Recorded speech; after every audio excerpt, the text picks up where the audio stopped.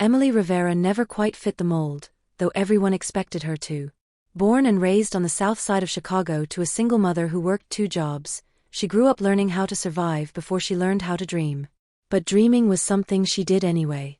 At 21, Emily entered the Miss Illinois pageant on a dare from a college roommate. She didn't expect to win, and technically, she didn't. She placed second, a title she wore with both pride and quiet resentment. The runner-up. The almost. Still, the exposure changed her life. Agencies reached out, offers trickled in, and the door to a glittering world creaked open. But Emily chose a different path. She turned down the modeling contracts and entertainment deals.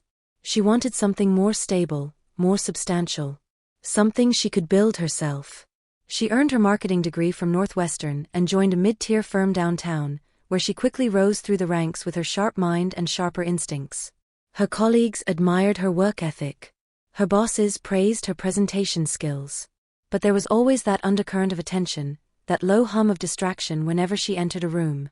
Emily was beautiful, painfully so, and no amount of professionalism could conceal it. When Archer Motors opened a new division in Chicago focused on electric vehicle innovation, Emily applied on a whim. It was the kind of leap she used to be too cautious to take. To her surprise, she was offered the role of brand strategy coordinator, a mid-level position, but at a prestigious company. The pay was solid, and the potential for growth was even better. What she didn't know was that her application had caught more than the hiring manager's eye. Victor Langston, CEO of Archer Motors, had built the company from scratch. A former engineer turned entrepreneur, he had the kind of commanding presence that filled a boardroom before he even spoke. His face graced the covers of Fortune and Forbes, his speeches were dissected by MBA students, and his decisions shaped the industry. At 52, Victor was still sharp, still ambitious, and still dangerous, in a quiet, calculated way. He noticed Emily during a quarterly all-staff town hall. She was seated in the 3rd row, taking notes, her posture perfect, her expression engaged. When she rose to ask a question about brand positioning in emerging markets, Victor's eyes didn't leave her. The next day, she received an invitation to meet with HR. They offered her a promotion, an internal transfer to become executive assistant to the CEO. The position came with a significant salary bump, a reserved parking space, and access to a luxury company apartment at the One Tower, overlooking Lake Michigan. Emily blinked at the offer letter. Her current role wasn't even a year old. She hadn't applied for this. It felt orchestrated. Still, the opportunity was too substantial to ignore. She told herself it was because of her work. Maybe Victor had heard about her contributions to the recent EV launch campaign. Maybe this was her big break, the one she had earned. That night, she stood in her bare new apartment, 29 floors above the city, and stared out at the skyline. The floor-to-ceiling windows reflected a woman in tailored heels, a navy blouse, and trembling hands. She didn't feel like she'd arrived. She felt like she'd been placed. Her first week in the new role was uneventful, almost strangely so. Victor was courteous, even warm in his clipped, efficient way. He appreciated brevity. He didn't tolerate lateness. He never raised his voice, and he never touched her. He wasn't a cliché, and somehow that made him more dangerous. He asked her to sit in on meetings, travel for client visits, coordinate internal strategy sessions. She was often the only woman in the room. Victor always introduced her formally, Ms. Rivera, my executive assistant, highly capable, and treated her with a respect that made others follow suit. But there was always something underneath. A long pause after a compliment. A glance held half a second too long. Emily tried to dismiss it. She focused on her work. She excelled. Victor began including her in more high-level discussions. He said her instincts were refreshing, her perspective essential. And slowly, the walls between boss and employee began to thin. It started with a dinner, just the two of them, after a late client debrief. He invited her casually, as though it were routine. They dined at a quiet rooftop restaurant, where the servers knew him by name. Emily wore a simple black dress and tried to keep the conversation professional. Victor, as always, was composed. He spoke about the future of electric mobility like a prophet delivering scripture. Then, somewhere between the wine and dessert, he said, "You know, Emily, you're different from the others. Most people want the title. You want the substance. She didn't respond. She couldn't tell if it was a compliment or a test. Over the next few weeks, the lines blurred further. A hand on the small of her back as he guided her into a meeting. A text late at night, just reviewing tomorrow's agenda. Hope you're getting some rest. A gift box on her desk, Cartier earrings. No note. Emily didn't return them. She also didn't wear them. When Victor suggested a weekend business trip to San Francisco, she hesitated. It wasn't necessary, everything could be done over video. But he insisted. It's a new client, he said. I want them to meet the person who keeps me sharp.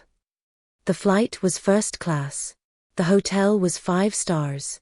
And their rooms, adjoining. She stood in the hallway, keycard in hand, heart racing.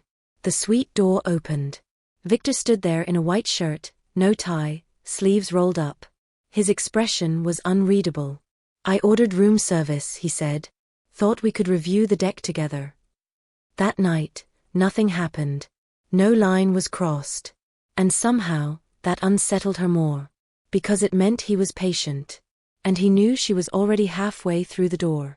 In the weeks following the San Francisco trip, Emily felt herself slipping into a version of reality she hadn't agreed to, but also hadn't fully resisted. The transformation was subtle, gradual, like fog rolling in while the city sleeps. One day she woke up and realized she could no longer see where the road had started, or where it was supposed to go. Victor didn't make another overt move. He didn't need to. There were no propositions, no whispered promises. But the unspoken arrangement between them solidified in small, deliberate ways. Her name appeared more frequently on company press releases. Emily Rivera, executive assistant to the CEO, played a pivotal role in coordinating the EVX launch. She started attending industry galas and boardroom briefings once reserved for directors and C-level officers. A sleek Porsche Tycoon arrived at her building one morning with a note, "From Archer Motors, for your loyalty." The company technically owned it, but everyone knew who had signed off on the gesture. Her apartment, once pristine and impersonal, began to accumulate the tokens of this new life. Designer handbags, tailored dresses, heels she wore once before returning to her usual flats. Jewelry she didn't choose, placed in velvet boxes she didn't open. And then there were the messages. Late-night texts that began with work-related matters and veered into personal curiosity. Stijawak. Did you enjoy the wine last night? What do you really want from all of this? Emily never answered the last one. She wasn't naive. She knew what people were whispering in elevators, behind screens, during coffee breaks. That she was special, not because of her resume but because of what she offered off paper. That her rise was less about merit and more about proximity. That she was the latest in a long line of beautiful women elevated for reasons that had little to do with work. But there were no direct accusations. No one challenged her outright.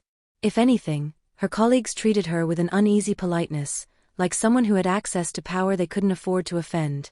What unsettled her more was that a part of her understood them. She had taken the promotion. She had stepped into the penthouse. She had said yes, even if the question had never been asked aloud. But she hadn't said yes to losing herself. One Friday evening, Emily sat alone in her apartment, staring at her reflection in the window. The lights of downtown Chicago shimmered beneath her, a city alive with movement. Her reflection stared back, poised and perfect in a white silk blouse and navy slacks. But beneath the surface, she felt disjointed, like her life was being lived by someone else. Someone who smiled just enough, nodded at the right moments, played her part in a script she hadn't written. Her phone buzzed. It was Victor. Dîner at Auréolé tomorrow night. Just the two of us. 7 p.m. Dress code applies. No please. No question mark. Emily didn't respond. The next day she went. She always went. Victor was charming that night, in the way powerful men often are when they know they've already won. He spoke about expanding Archer Motors into Asia, about the legacy he hoped to leave behind. He complimented her insight, her intuition, her presence. His words were flattering, but his eyes were measuring something else. As dessert arrived, he leaned back in his chair and said, "You know, I used to think people like us were rare. Driven. Selective. Loyal." Emily said nothing. Victor continued, "But I've realized loyalty is a luxury, not a virtue. It's earned, then kept. And you, Emily, have been very loyal. He raised his glass. Tout loyalty.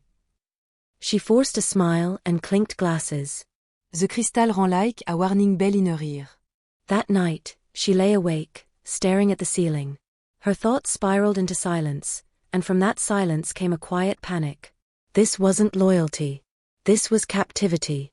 She was living in a glass cage, high above the world, with just enough space to breathe but never enough to fly. She had confused visibility for empowerment, gifts for recognition, and attention for respect. What was worse, she had almost convinced herself that this was what she wanted. She remembered a version of herself from 5 years ago, sitting on her mother's couch, dreaming of working in a downtown office, wearing her own name on a door. She had wanted to matter, to build something, to earn her place in rooms where decisions were made. And now she was in those rooms. But none of them belonged to her. At work, she became more withdrawn. She focused on task execution, stayed quiet in meetings, avoided Victor's gaze unless absolutely necessary. She didn't want to draw attention, didn't want to give him, or anyone else, more reason to believe that she was still playing the game. But of course, Victor noticed. "Are you bored?" he asked one afternoon after a quarterly earnings meeting. "No, just busy," she replied. You used to smile more. "I still smile," she said, and left the room. Victor didn't press her further that day. But the next week, she received an itinerary. New York, Paris, Tokyo. High-level executive summit. International strategy meeting. All of them with Victor. No room to run. Only movement. It was during a pre-brief session for the Paris trip that Emily first saw Ethan Morgan. He was standing at the edge of the glass conference room, holding a leather portfolio, talking softly with one of the design leads. He wasn't flashy. No suis, no tailleux. Just a charcoal sweater, jeans, and a quiet confidence that didn't seek attention but commanded it nonetheless. When their eyes met, he gave her a polite nod, nothing more. It was a gesture so ordinary, so absent of calculation, that it startled her. He didn't look at her like she was someone's assistant or someone's possession. He looked at her like she was a colleague. A person. Later that day, they ended up in the same elevator. "I don't think we've met," he said. Ethan Morgan. Intérieur architecture. Émilie Rivera. He smiled. Yeah, y figure. She raised an eyebrow. "That obvious? You're the person everyone pretends not to talk about." It was blunt, but his tone wasn't cruel. It was almost curious. Emily wasn't sure how to respond. So she didn't. But as the elevator doors opened, Ethan held them for her and added, "Whatever they say, you carry yourself better than they do." Then he was gone. For a long time after, Emily stood in the hallway, unsure whether she had just been complimented, warned, or seen. Maybe it was all three. And maybe, for the first time in a very long while, she wanted to be seen. In the days that followed, Emily found herself noticing Ethan more often, not just in passing, but in the quiet way he moved through the building, the respectful way he listened when others spoke, and the way he seemed untouched by the politics that governed the upper floors of Archer Motors. He was new, yes, but there was a steadiness about him, an ease that suggested he wasn't here to impress anyone. He did his job, did it well, and then disappeared. In a place where everyone was always performing, Ethan Morgan was refreshingly real. Their interactions began casually. A shared elevator ride. A brief nod across the conference room. Once, they reached for the same coffee mug in the executive lounge and laughed awkwardly as their fingers brushed. "You take the last clean cup," he said. "I insist." "Very chivalrous," she replied, surprised to find herself smiling. One afternoon, Emily found herself seated alone in the company cafeteria, a rarity, as she usually avoided public spaces within the building. Most days, she ate in her office or skipped lunch entirely. But that day, she had craved silence, and the large glass-walled cafeteria offered a view of the Chicago skyline she couldn't resist. Ethan walked in carrying a salad and a book. He hesitated for a moment when he saw her, then walked over. "May I?" Emily gestured to the seat across from her. "It's a free country." He sat down and opened his book but didn't start reading. "You don't really like it here, do you?" he asked after a moment. She glanced at him, cautious. "Excuse me." You carry yourself like some on wes waiting for a fire drill that never comes. Emily stared at him, unsure whether to be offended or intrigued. That's a strange thing to say to someone you barely know. It is, Ethan admitted. But I've always believed the truth doesn't need an invitation. She tilted her head, studying him. What makes you think you know the truth? I don't, he said. But I can see when someone is pretending. For a long time, neither of them spoke. Emily looked out at the skyline. She could see the glint of the lake in the distance, a reminder of how close freedom seemed and yet how far it always was. Finally, she said, pretending is a survival skill in this building. Ethan nodded. Maybe. But surviving isn't the same as living. It was such a simple statement, but it hit her like a stone dropped in still water. Over the next few weeks, their paths crossed more deliberately. Emily found herself lingering near the design department during her breaks. Ethan started stopping by the executive floor under the pretense of reviewing interior plans. They never spoke of Victor. Never acknowledged the rumors or the unspoken history that hung around her like a tailored coat she couldn't take off. Instead, they talked about books, music, travel. Ethan told her about his time in Spain, where he studied sustainable architecture. Emily spoke of her mother, of how she used to watch the stars from the roof of their apartment building as a child, imagining what life looked like beyond the city limits. There was no judgment in his eyes when she spoke of her past. No curiosity, la cède with condescension. Juste présence. And in a world where everyone always wanted something from her, Ethan wanted nothing but her words. One Friday evening, as most of the office emptied out for the weekend, Emily was walking toward the parking garage when she heard footsteps behind her. Going somewhere exciting? Ethan asked, falling into step beside her. Home, she said. Or at least, what passes for it. He looked at her. You don't sound convinced. I'm not sure I know what home means anymore. They reached the garage. Her car, sleek, black, expensive, sat in its assigned space like a throne waiting for its queen. Do you ever want to run away? She asked suddenly. All the time, Ethan said. But running away isn't enough. You have to know where you're going. She looked at him. Do you? I think I'm starting to, he said quietly. That night, Emily didn't sleep. She lay awake thinking about how easy it was to fall into someone's orbit when they offered you gravity instead of chaos. Victor had built her a cage and called it luxury. Ethan had offered her silence and called it space. And suddenly, space was what she craved. Their connection deepened, though it remained discreet. No one at the office knew. Or if they did, no one dared to say anything. Perhaps they assumed Ethan was another pawn in the same game. Or perhaps, for once, they couldn't categorize what they saw. One Saturday, they met at a quiet park near Lincoln Square. It was early spring, the trees still bare, the sky the color of slate. They sat on a bench, sipping coffee, watching a group of children play tag in the distance. I used to think success meant having everything in control, Emily said. The job, the image, the apartment.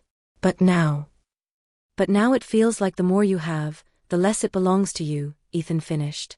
She turned to him, startled. Exactly.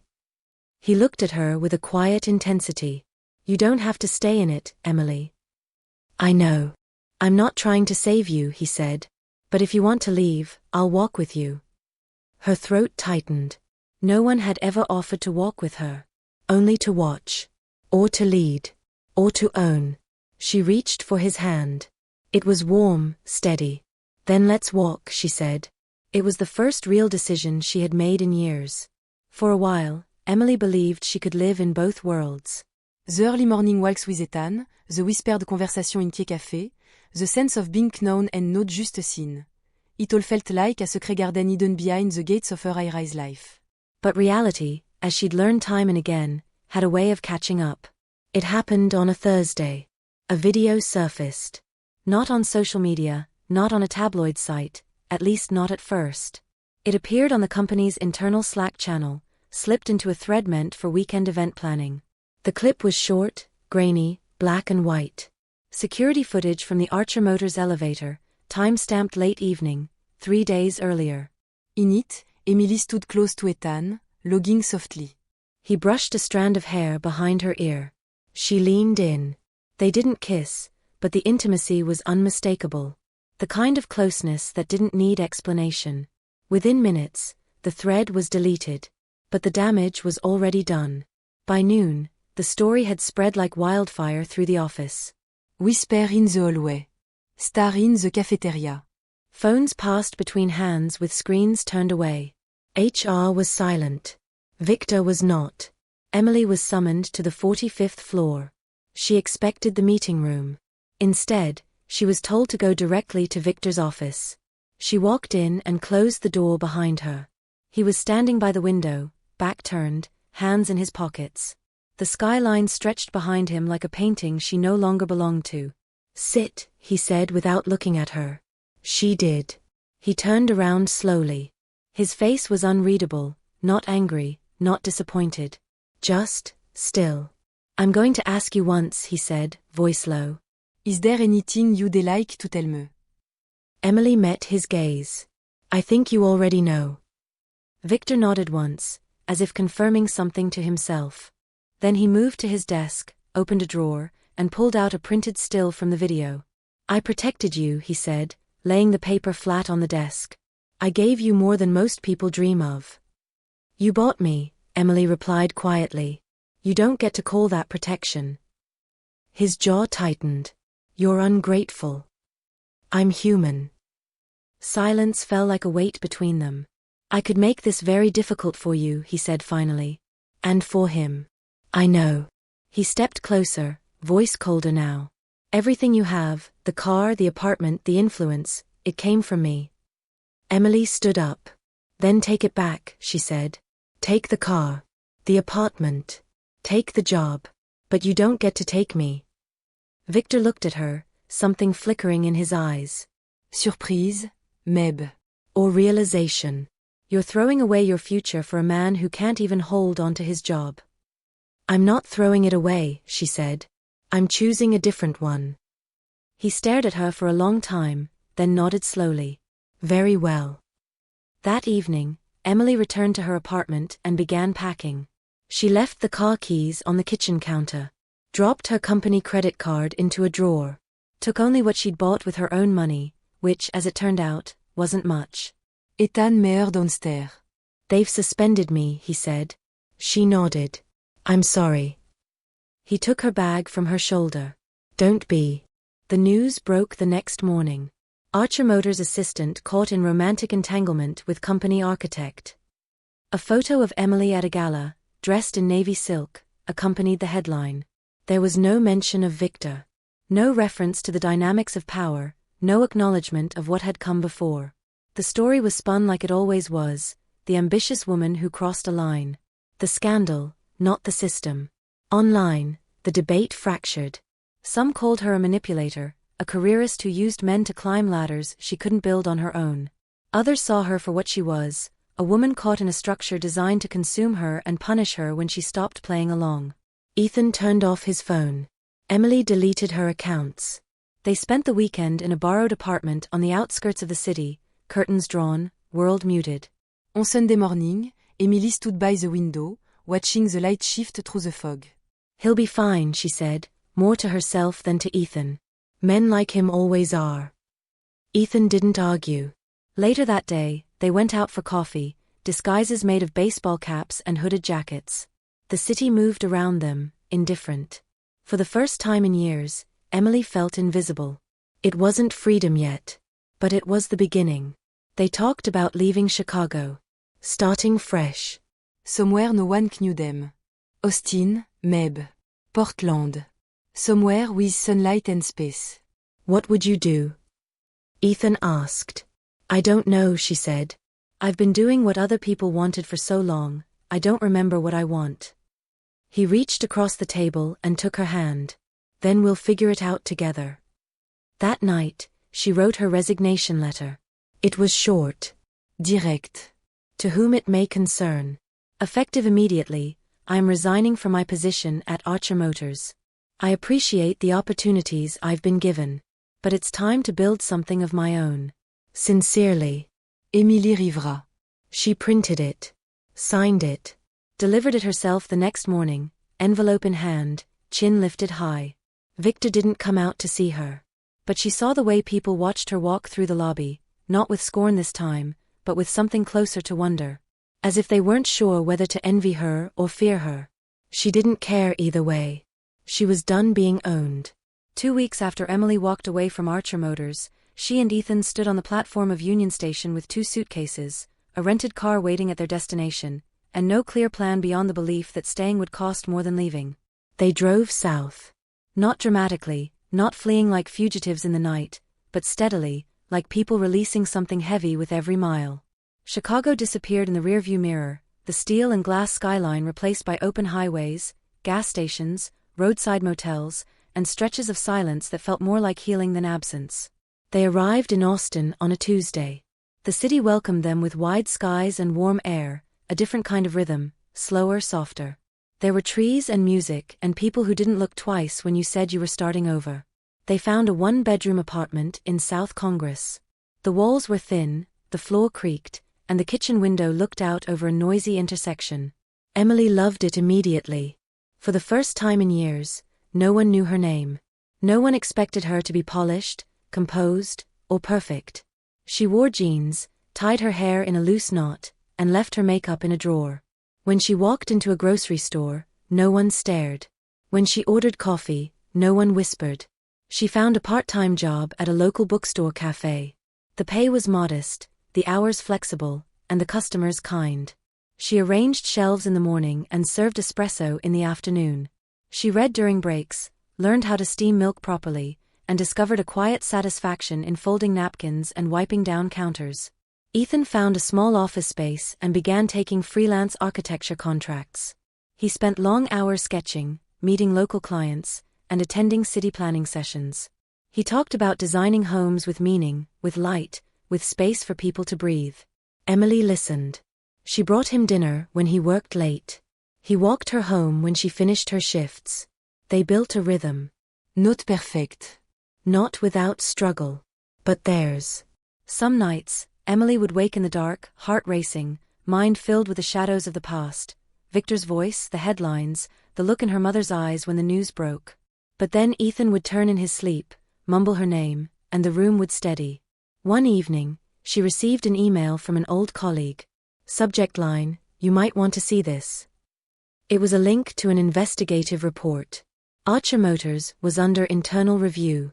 Multiple allegations had surfaced regarding executive misconduct, favoritism, inappropriate relationships, misuse of company resources.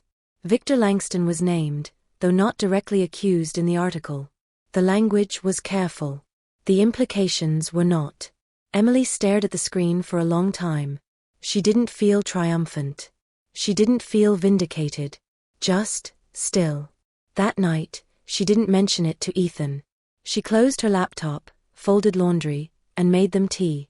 Some truths didn't need to be shouted to be real. Weeks passed. Then months.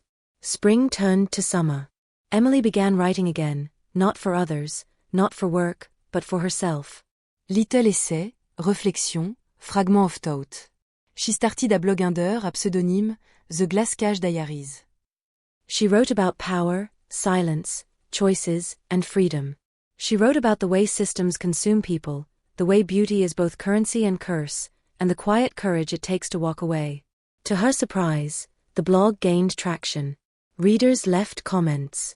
Women shared their own stories, some eerily similar, others vastly different but rooted in the same ache. Emily responded to each one, not with advice, but with presence. She didn't offer answers. She offered understanding. One morning, as she poured coffee behind the counter, a woman about her age approached. "Are you Elisa from The Glasscage?" Emily blinked.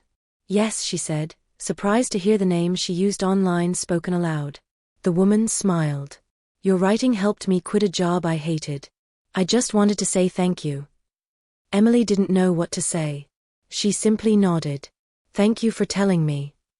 After the woman left, Emily stood still for a moment, her hands resting on the counter, her heart strangely full. She realized then that she was no longer just surviving. She was shaping something, not a legacy in marble and glass, but something softer, more enduring. A few weeks later, on a quiet Sunday morning, Emily and Ethan drove out to the edge of the city where the houses were sparse and the skies felt bigger. They parked near a stretch of open land where wildflowers grew tall and untamed. Ethan spread out à blanquet. Emily lay back, staring up at the sky. Do you regret it? He asked quietly. She turned to look at him. No, she said. I regret staying as long as I did. But I don't regret leaving. He nodded. They lay there for a while, listening to the wind. Eventually, Emily sat up. Do you think we'll always be running from something? Ethan looked out over the field. I think eventually we stop running. And we start choosing. And what are we choosing now? He looked at her. Each other. This. What ver comes next? She smiled, not because everything was perfect, but because for the first time, she didn't need it to be. Later that day, as they packed up and drove home, Emily looked out the window at the sky, wide, unbounded, unapologetically open. She thought about the office windows on the 45th floor. The glass walls. The elevator read. The mirrors that never showed her whole self. And she thought, not with bitterness, but with clarity, I was never meant to live behind glass. Now, she wasn't performing. She wasn't playing a role. She wasn't waiting for permission. She was living. Truly, fully, freely. And that was enough.